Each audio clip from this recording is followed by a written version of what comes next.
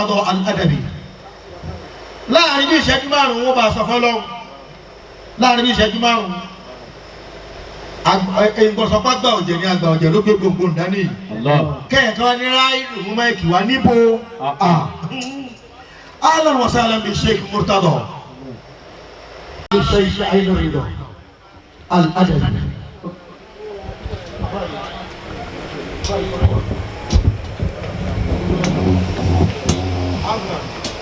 من أعمى يتعاشق الكبراء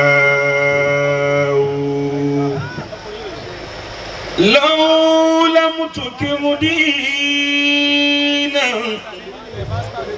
لقامت وحدها دينا تضيء بنور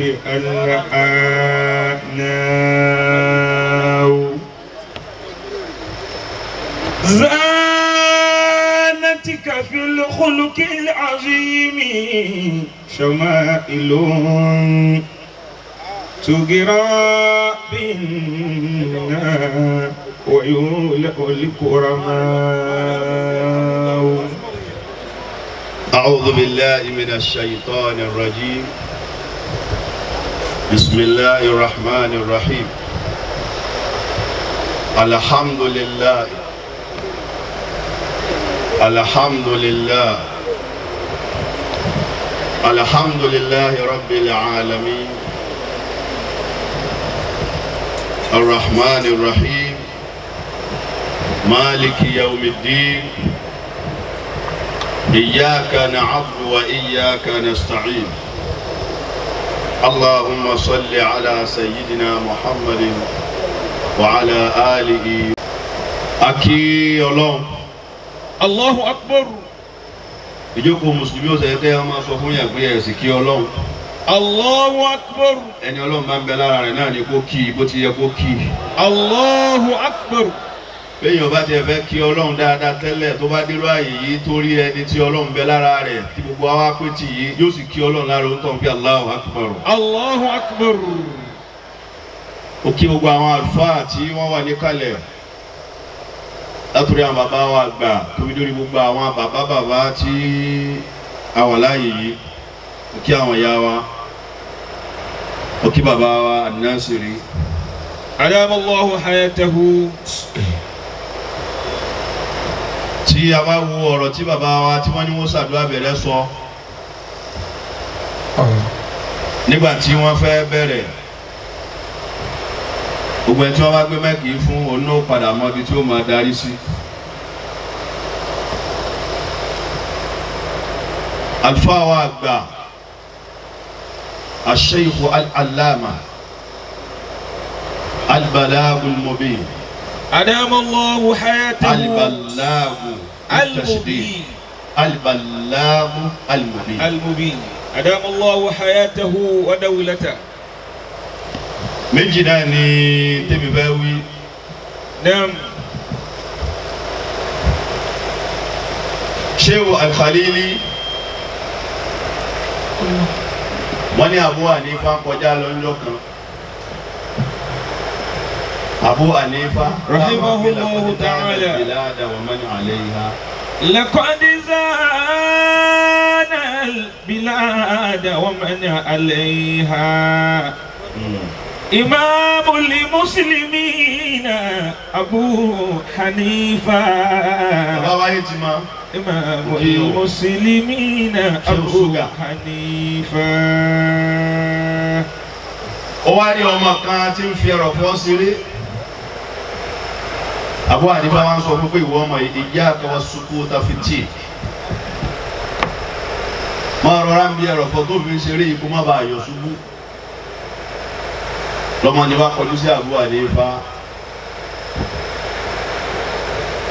Ó ní Abu Hanifa bẹ́ẹ̀ mi bá tiẹ̀ ṣubú ní ẹ̀rọ fọ́ yìí kò sẹ́ni tí ó rí mi.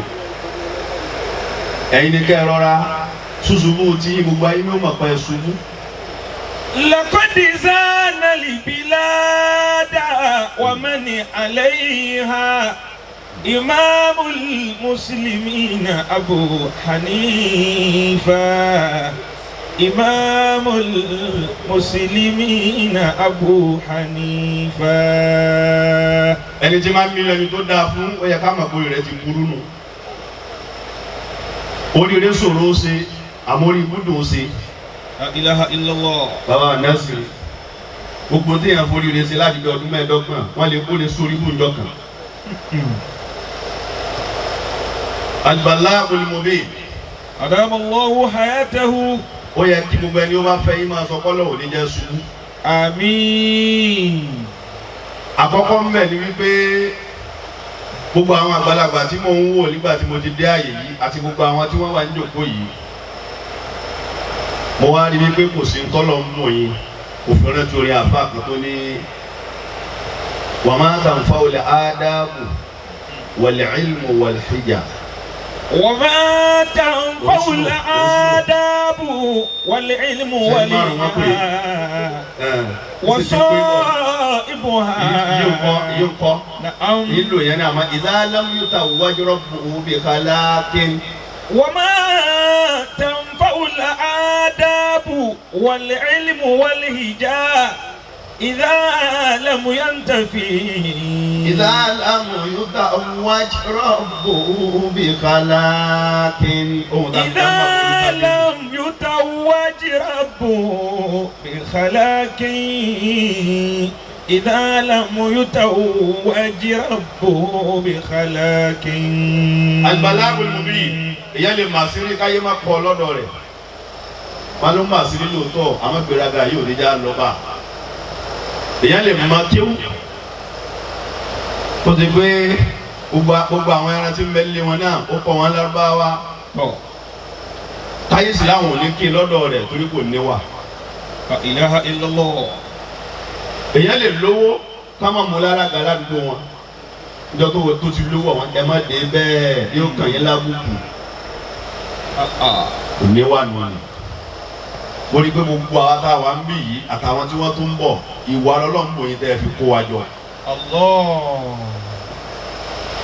bọ́lọ́mọ̀ bá ti fún yẹn níwà gbogbo nǹkan ló gbà lọ́wọ́ ẹ̀ yìí tó wá jẹ́ lẹ́ẹ̀kejì tí ń file dání wa mā tanfa'ul ādābu wal 'ilmu wal hija. wa mā tanfa'ul ādābu wal 'ilmu wal hija wa ṣā'ibuhu ba'dal kamāli yamūtu. níjọ́ tí nǹkan bá ti dá a báyìí kó má bàjẹ́ bí kò tá a máa wí ẹni tí ò tí ì dá ni ó máa kára. ọlọ́run o àlùfáà wa àgbà Sheikh Al-Balāghul Mubīn. Adamallahu hayatahu. kò sẹ́ni ó kọjá mi gígùn ògbọ́n tí yàrá bá ní kò sẹ́ni ó kọjá rẹ̀. ọlọ́run wọlé bàbá wa Alhaji àgbà. Rahimahullahu ta'ala. ìwọ tó bá yí bá ìwọ náà dàgbà.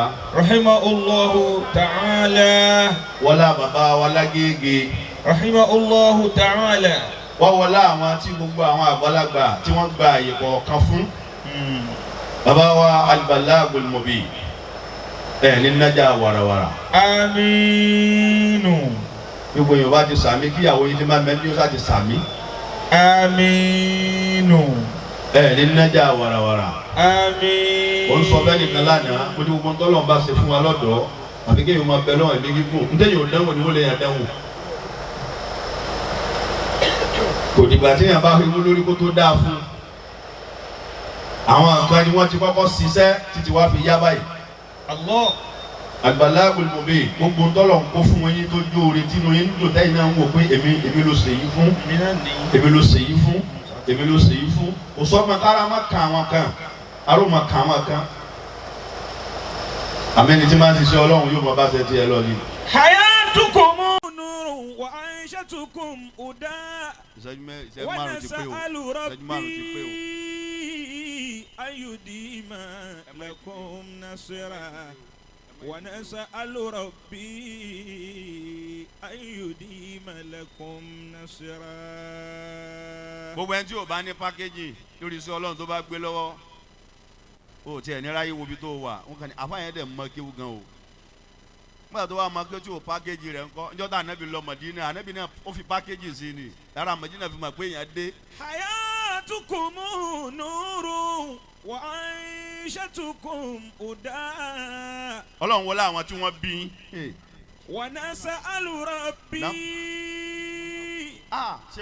ṣé wàá dára. أن يديم لكم نصرا. ẹ kò náwó. ونسأل ربي أن يديم لكم نصرا. kódà fún àpẹ bí a bá mọ kí o tó ń bá sírí bàbá wa ná sírí ó bọ̀ tó ní gàràjé bàbá wa lágége dé lọ níjọ́ kan ẹnìkan ló kú àfáàgbà kan ló kú wọn bá ní wọn retí ṣé Adam débẹ̀ báyìí tí gbogbo yẹn sáfù tí wọ́n wí báyìí bàbá ní sèkámà lónìí bàbá fẹ́ máa ṣe kọ́ ni àwọn èyí sèkámà mi ò kú mo kàn ló fún ọ ní. حياتكم نور وعيشتكم هدى. bàbá wa ونسأل bàbá Sheikh Khalil ló bí gbogbo wa. أن يديم لكم. àmọ́ lọ ń jẹ́ ẹ̀mí Al-Balagul Mubin ó gùn jẹ̀mí bàbá lọ. ونسأل ربي bàbá yìí sọ̀rọ̀ tó lágbára. أن يديم لكم نصرا. mo kí ayé ọ̀gá mi bàbá ìmáàmù àgbà Ọ̀fà ládàbí ìyàwó aláṣáájú àwọn yìí kàn ṣe gànàgànà àní àwọn Sadat báwa ti ń bọ̀ fáwọn awájú wọn ti ń bọ̀ lẹ́yìn tí wọ́n bá ti bọ̀ fáwọn àtẹ̀ wọn kò ní kìí ṣe kó nú ilé òye kó ta ni o. ونسأل ربي أن يديم لكم نصرا. Suratu Duha. آمين. ọlọ́run o àfi àlùfáà wa Al-Balagul Mubin lé ọlọ́run lọ́wọ́ ọlọ́run tí ó bá máa dá kó tún máa dá sí ni o. آمين. ẹ̀rọ àwọn yẹn ti ń sàmì bí ẹni tí o ti jẹ sàárì tá a sì nú àwẹ̀. ìṣẹ́jú kó máa dá fún yín sí. Àmín. ìṣẹ́jú kó máa yẹ yín sí. Àmín. ọlá pẹ́ iná òrí tẹnìkan kínú yóò bàjẹ́. Àmín. àfáà tí máa ń bínú sórí olóore kò lè dáa fún kò sì lè yẹ kìí ṣe pé o bó ti wà nú àkọọ́lẹ̀ nu ní àtètè kọ́ sí. owó ẹ̀mí gígùn nu ọlọ́run wọlé àwọn tá à ń dákọ ọlọ́run jẹ́mi àfáà wọ́n gùn. Àmín. Suratu Duha ọlá kó dáa jù ní lọ òní ń dáa jà náà lọ kọ́lá ó tún dáa ju òní lọ. أعوذ بالله من الشيطان الرجيم بسم الله الرحمن الرحيم. ọlọ́run wọlé Duha náà والضحى gbogbo àwọn tá a mú kọ́lọ̀ ń jẹ́mi àfa àwọn òkun wa ọlọ́run jẹ́mi tiwa náà òkun. والليل إذا سجى. ìlú yìí ọlọ́run mọ́jọ́ ó bàjẹ́ o. ما ودعك ربك gbogbo وما ẹgbàá قلى. pátápátá. ọlọ́run mọ́jọ́ ó bàjẹ́. والآخرة خير لك من الأولى. gbogbo àyè tí kálukú ti wá síbi ọlọ́run já balẹ̀ dáadáa. ولسوف يعطيك ìjókòó náà bẹ̀rẹ̀ nu ọlọ́run bá wa sírẹ̀ dá kó bá wa sírẹ̀ láyọ̀. ربك فترضى. gbogbo àwọn tí ó máa wá bí wá sọ̀rọ̀ ọlọ́run má jẹ́ wọn ó sì sọ. ولسوف يعطيك ربك فترضى. kéékèèké. ألم يجدك Orí bàbá àná sí يتيما Sọ̀rọ̀ فآوى ووجدك ضالا فهدى Allah. ووجدك عائلا فأغنى فأما اليتيم فلا تكهر وأما السائل فلا تنهر وأما بنعمتي ربك فحدث. wọ́n tá a jọ tẹ́wọ́n sọ pé Allahu Akbar. Allahu Akbar. Allahu Akbar tẹni tá a ké fúnnu Allahu Akbar tara rẹ̀ náà. Allahu Akbar. wọ́n Allahu Akbar lẹ́ẹ̀kẹta tọdún jíǹbọ̀ náà jó sojú ẹ̀mí wa wí dáadáa. Allahu Akbar. Subhana rabbika. بالعزة عما يصفون وسلام على المرسلين والحمد لله رب العالمين. أكي الفاوى أكبر فضيلة الشيخ محمد موسى مرتضى عين الرضا الأدبي بابا البلاغ المبين عشرية وتفاريو عشرية وتفاريو. mo fẹ́ tú àṣírí àfáà yìí. àṣírí ẹ̀ wọ́n tó faraye o. àṣírí ẹ̀ wọ́n tó faraye.